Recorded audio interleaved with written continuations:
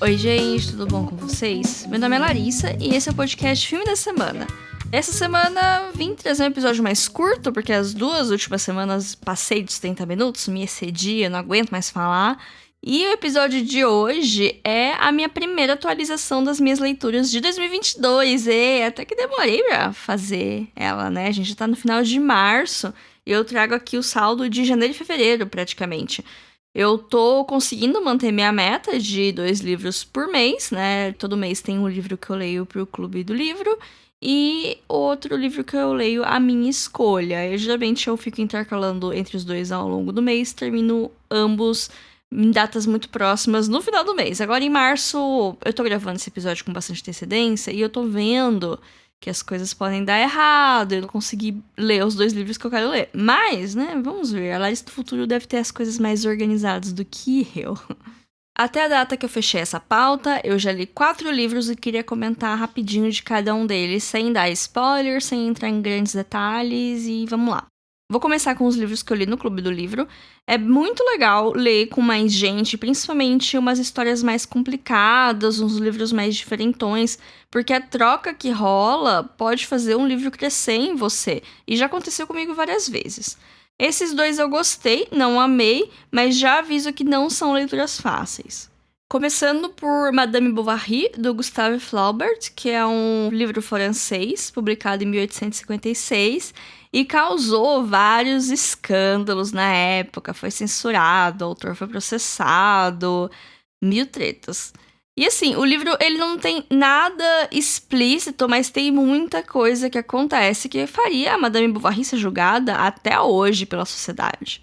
Na história, a gente vai acompanhar a Emma, né, que se torna a Madame Bovary do título ao se casar com o Sr. Bovary, que é um médico de uma cidade pequena. Mas ela se sente frustrada porque o marido não tem ambição nenhuma, ele só quer ficar de boa cuidando dos resfriados da população local, voltar todo dia para casa e jantar com sua bela esposa.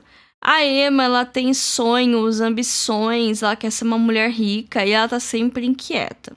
Assim, olhando com os olhos de hoje, eu acredito que ela tenha alguma doença psicológica, porque ela alterna muito entre momentos de euforia e momentos bem depressivos, de acordo com algumas coisas que vão acontecendo ao longo da narrativa.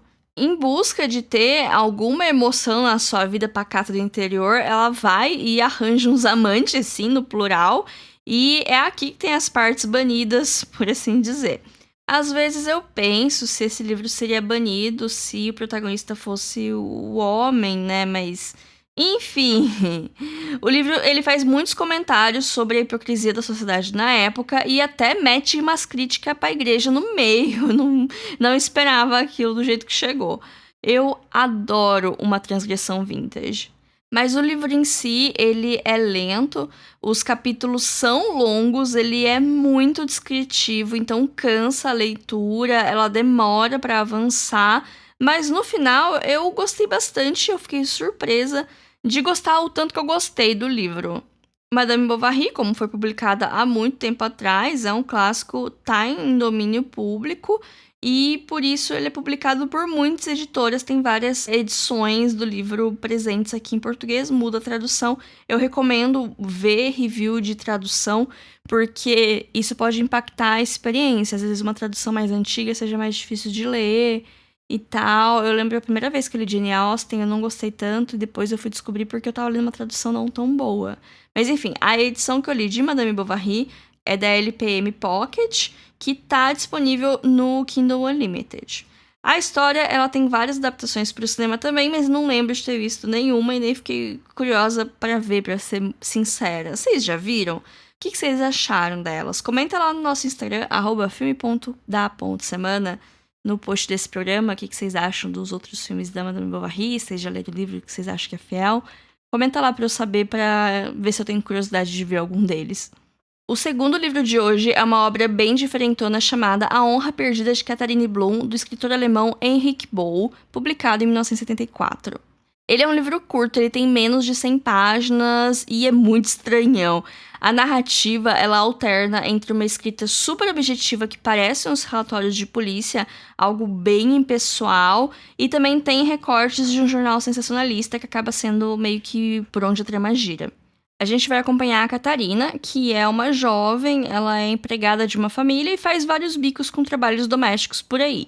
Um dia no carnaval, ela conhece um moço, se engraçou com ele e levou pra casa. Até aí, nada demais, né? Mas ela acorda no dia seguinte com a polícia na casa dela, procurando o cara que já saiu.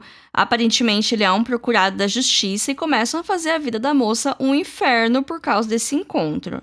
Eles não acreditam que é casual, acham que ela tá trabalhando com ele, que o estilo de vida dela não condiz com sua classe social e viram a vida dela de cabeça para baixo no meio das investigações, enquanto o caso atrai a atenção de um jornal sensacionalista de alcance nacional, que praticamente destrói a vida dela. É interessante ler esse livro em 2022 para perceber como algumas coisas não mudaram, mas também para ver como falas podem ser distorcidas para acomodar uma narrativa e como nascem as fake news. É difícil criar conexão com os personagens por causa da narrativa impessoal e também é difícil entender o quanto daquilo é realmente verdade, porque a própria polícia tem o seu viés na investigação toda. Não ajuda que os nomes são em alemão e é meio difícil entender quem é quem, a cronologia é toda meio estranha. Parece que é um livro que precisa ser lido 2 vezes para você entender direito. Tanto é que depois que eu terminei, eu voltei pro começo e li os 5 primeiros capítulos e aí eu entendi melhor o que rolou. Ainda bem que ele é curto, né? O livro, ele ganhou uma adaptação também nos anos 70, lá na Alemanha, dirigido por um casal de cineastas que é ligeiramente diferente, porque ele tem uns tons políticos mais fortes, mas ele tem uma cronologia mais fácil de acompanhar. Eu não achei ele em nenhum lugar aqui no Brasil, nem no YouTube, tem que dar seus pulos para ver. A Honra Perdida de Catharine Blum foi publicada aqui no Brasil pela editora Carambaia. Agora vamos para as minhas 2 leituras livres, que foram livros que escolhi ler porque quis. E uma curiosidade, os 2 são livros de fantasia. Começando por O Castelo Animado, da Diane Wynne Jones. Tem um episódio sobre o filme, a animação do Estúdio Ghibli, lá nos primórdios do podcast, no longínquo ano de 2020. E lá eu comentei que eu já tinha lido o livro. Pois bem, a Galera Record lançou um box novo com edições lindíssimas para trilogia, que eu nem lembrava que existia, achava que só tinha o Castelo Animado mesmo. E eu acabei comprando esse box, porque ele é muito bonito mesmo. E aí eu resolvi reler o livro, porque já passaram mais de 10 anos desde a minha primeira leitura, e eu não lembro de ter gostado tanto. Eu lembro que foi legal, mas não lembro de ter amado. E olha, eu gostei mais dele relendo. Eu amei esse livro. É uma coisa linda. O mundo é maravilhoso. Foi minha primeira leitura do ano e eu já comecei lá em cima. É daquelas histórias de deixar feliz só de ir lendo. Eu descobri que eu tenho um fraco por fantasias infanto-juvenis, porque são meus livros confortos. Eu me sinto feliz, são leituras fáceis e eu gosto muito. Em O Castelo Animado, a gente vai acompanhar a Sophie, que ela é a mais velha de 3 irmãs, ela trabalha na chapelaria da família. Um dia, aparece uma bruxa na loja quando ela tá sozinha e lança uma maldição na garota, transformando-a numa velha, assim, sem mais nem menos. Então a Sophie resolve sair pelo mundo e acaba encontrando com o Castelo Animado do título, que é uma casa grande que se mexe. Ela tá em vários lugares ao mesmo tempo, tem muita magia envolvida, gente. Lá mora o Mago Hal, que é um feiticeiro poderoso, temido, alvo de muitas fofocas regionais e outros personagens que a Sophie vai se tornando amiga. E daí se desenrolam várias coisas enquanto a jovem tenta entender por que tá enfeitiçada. Ele é bem diferente do livro, tem uma coisa bem mais episódica, assim, cada capítulo vai contar uma pequena história, tipo uma situação da Sophie. Tem a narrativa dela tá procurando reverter o feitiço que ela tá, ao mesmo tempo que ela tenta entender melhor o Hal e melhor a galera do castelo. Mas cada capítulo meio que acontece uma coisinha e tem essa coisa meio episódica, assim. Por isso ele acaba sendo um pouco diferente do filme, que é um filme bem curto, ele pega meio que os melhores momentos, ele dá uma boa resumidona na história, mas eu acho que os 2 são obras excelentes, assim, tem as suas liberdades no filme, mas o filme continua sendo muito bom, o livro é muito bom, é uma obra europeia, né, acaba tendo todas as coisas que você espera de uma fantasia europeia, e é uma leitura muito rápida, muito gostosa, fácil, recomendo pra todo mundo, que é um livro pra descansar e pra se divertir, pra passar o tempo de uma maneira agradável. O último livro desse episódio, e o que eu terminei mais recentemente, é da série Discworld, que eu falei com mais detalhes algumas semanas atrás. Ouçam um episódio sobre Discworld, porque eu amo ele. Eu tô falando de Hyperman, ou O Homem da Foice, como foi traduzido aqui no Brasil pela afinada editora Conrad. Eu li ele em inglês, numa edição britânica mesmo. Assim, eu sempre recomendo ler Terry Pratchett em inglês, porque as edições são mais fáceis de encontrar que as em português, por incrível que pareça, e dá pra entender melhor os jogos de palavras e os trocadilhos que o autor faz. Mas não é uma leitura mega simples, mas também não é, nossa, ler os russos em inglês, sabe? Eu acho que é um nível intermediário, você precisa ter uma noção de inglês britânico, principalmente, e de humor britânico pra sacar os joguinhos que ele faz. Mas enfim, eu recomendo muito. Homem da Foice é uma das histórias do Morte. Acontece uma grande confusão e ele é dispensado do seu serviço como ceifador. Então ele resolve viver como um mortal, no campo, pertencer a uma comunidade, fazer amigos, essas coisas. Só que enquanto o cargo dele fica vago, as pessoas param, entre aspas, de morrer, o que ajuda a aumentar significativamente a população de mortos-vivos do Discworld. E isso gera caos. Se desenvolvem duas tramas paralelas. A do Morte, entendendo a passagem do tempo e criando laços com uma fazendeira solitária. E a do Mago Windle, que tem 130 anos, ele deveria ter morrido, mas tá mais vivo que nunca.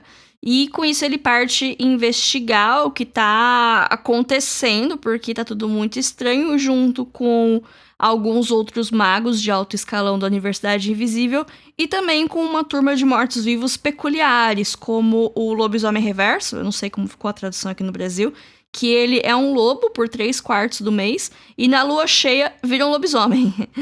Tem também um bicho-papão agorafóbico, que ele só se esconde, não assusta ninguém. E também tem um casal de vampiros novos ricos que eles não entendem direito como se comportarem para serem aceitos pela sociedade vampírica e etc. Muitas outras pessoas. Ele é um livro que funciona muito bem sozinho, não precisa ter lido outras histórias do Discworld ou do próprio Morte para entender, apesar de eu recomendar ler O Aprendiz de Morte antes, mas esse livro dá para ler sem ter lido nada antes. Recomendo muito O Homem da Foice. Bom, essas foram minhas leituras até agora. Como esse episódio só vai ao ar daqui 2 semanas, da data que eu tô gravando, é bem capaz que eu já tenha terminado alguma coisa até lá. Vamos ver o que vai rolar. A parte 2 dessa atualização, se tudo der certo, talvez aconteça lá para maio, mas né? Vamos ver o que o futuro nos traz. Sigam a gente lá no nosso Instagram, @filme.da.semana, e comentem na foto do episódio o que você tá lendo, qual foi a melhor leitura do ano até agora, conta lá pra mim. E a gente também tem um e-mail, que é o podcastfilmedasemana@gmail.com, que serve para qualquer tipo de feedback e também é uma chave Pix para qualquer doação espontânea que vocês queiram fazer, qualquer valor é apreciado de verdade.